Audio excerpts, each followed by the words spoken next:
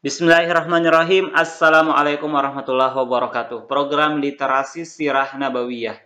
Ringkasan sejarah Nabi Muhammad Sallallahu Alaihi Wasallam. Di video kali ini kita akan literasi bagian terakhir dari buku ringkasan sejarah Nabi ini, Mukjizat Rasulullah. Ini adalah bagian terakhir dari buku ini, bagaimana ringkasan perjalanan kehidupan Rasulullah Shallallahu Alaihi Wasallam. Langsung saja kita buka halaman 50.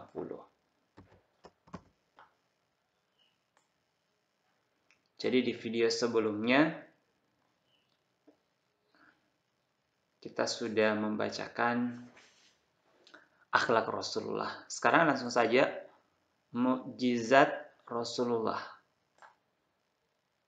Mukjizat Rasulullah Shallallahu Alaihi Wasallam yang paling agung adalah Al-Quran, yang telah melemahkan bangsa Arab yang memiliki ketinggian bahasa. Allah Subhanahu wa Ta'ala menantang mereka untuk membuat 10 surah yang sama dengan Al-Quran, atau satu surah saja, atau satu ayat saja, dan kaum musyrikin benar-benar menyaksikan ketidakmampuan mereka. Kaum musyrikin meminta diperlihatkan satu ayat kepada mereka, dan Rasulullah Shallallahu Alaihi Wasallam memperlihatkan terbelahnya bulan hingga menjadi 2 bagian.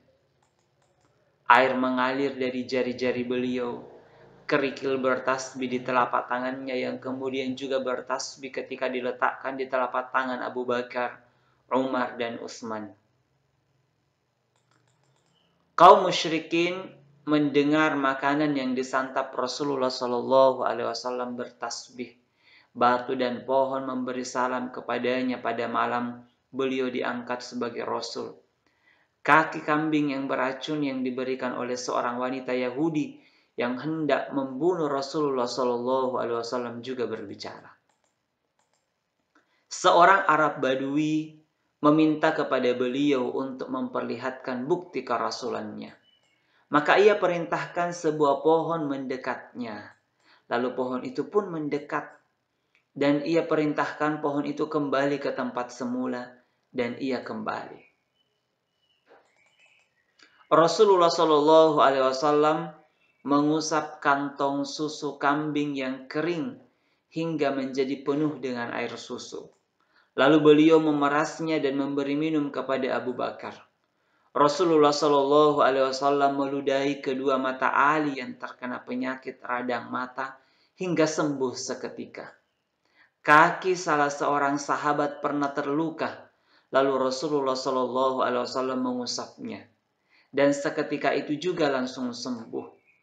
Rasulullah Shallallahu Alaihi Wasallam mendoakan Anas bin Malik panjang umur, banyak harta dan keturunan. Lalu Anas dikaruniai 120 orang anak.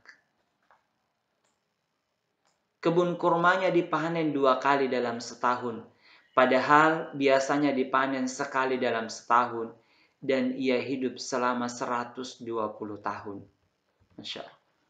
Ketika Rasulullah berada di atas mimbar pada hari Jumat, beliau mendengar keluhan atas musibah kekeringan yang menimpa.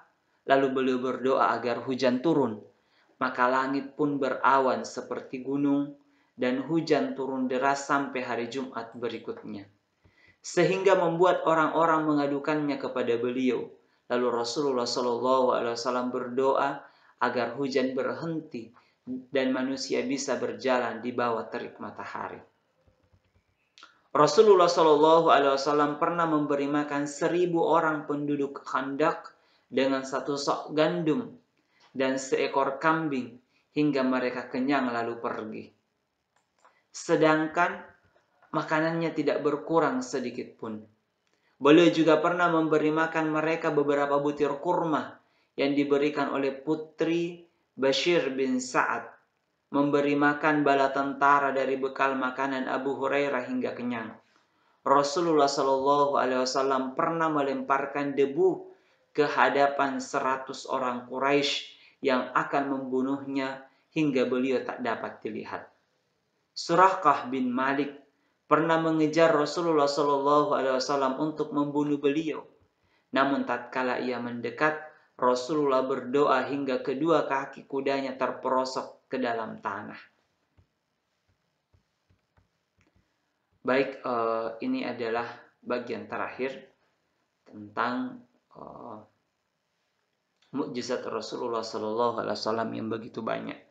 Jadi mukjizat ini sebenarnya sebagai bukti agar orang-orang kafir bisa beriman, akan tetapi sebagian besar juga dari mereka kufur kepada Allah dan Rasul-Nya.